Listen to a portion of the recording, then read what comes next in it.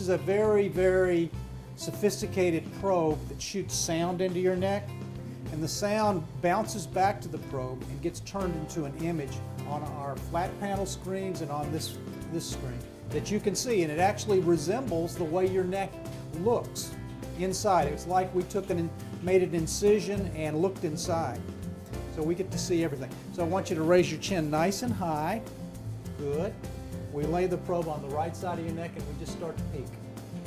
This is the width of the thyroid. I measured all the way over to the windpipe. That's the width, and here is the depth of the right thyroid lobe. Take a picture, and now instead of putting the transducer across your neck, we're going up and down the neck. And this measures the length of your right thyroid gland. And what I can tell you about your right thyroid gland is it looks very normal. The right side looks pretty good.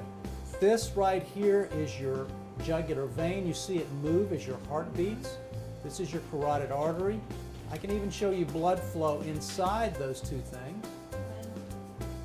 There's the blood flow, which is good. And here's a normal lymph node. I'll show you what a lymph node looks like. This thing right here is a lymph node. It is normal. I'll measure its length, its width, and its depth. And here is your nodule. Now we're getting over on the left side, looking at your nodule.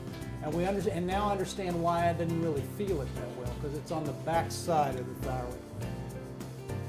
But your nodule is big enough to where we probably ought to sample it. That means doing a biopsy. And if you'd like to, you'll be able to see the needle go into the nodule on the screen. If you don't want to look, that's totally okay too. We're set up to do 4 biopsies here. What you'll see is that after I remove the needle from her neck, I'll come over and put the contents of the needle onto 1 or 2 slides, and I'll quickly make a teardrop smear on each of those slides, putting one into alcohol and taking the other one over here and doing a staining procedure on it with Diff-Quik that we will then look at with our high-resolution Olympus microscope. The reason we do that is to make sure that we get plenty of specimen for the cytopathologist to look at. So we do that right here so that we're not calling the patient in a week telling them that there were not enough cells on the slide for interpretation. So there you see all these little blue things here are cells. There's a little cluster, 3 or 4 little thyroid cells down at the bottom. This is what we call a polymorphonuclear leukocyte cell. So we've now saved the image. This slide will go to the cytopathologist for them to look at. So by doing on-site evaluation of the cytology, I don't waste any patient material. This all goes off to the cytologist just like it would have otherwise.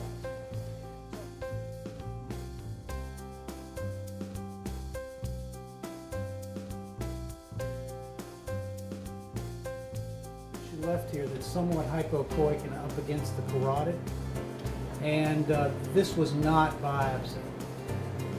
But you see how it sparkles as I move the probe back and forth on it? You cannot get that from a single image.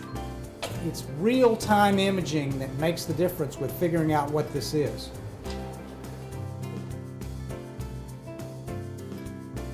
Ah, there it is. There's Yeah, we just gotta go slowly. Epiglottis. This is the big tongue. Hey!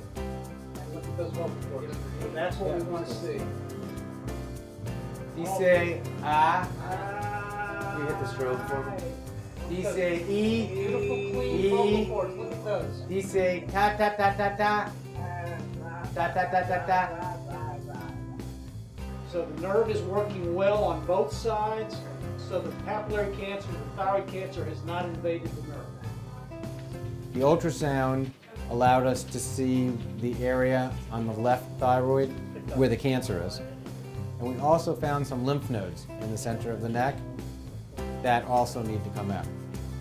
The reason we did the laryngoscopy is because she had prior surgery. And we always have to check to make sure that her nerve that makes the vocal cords work on the side where they did the surgery wasn't injured.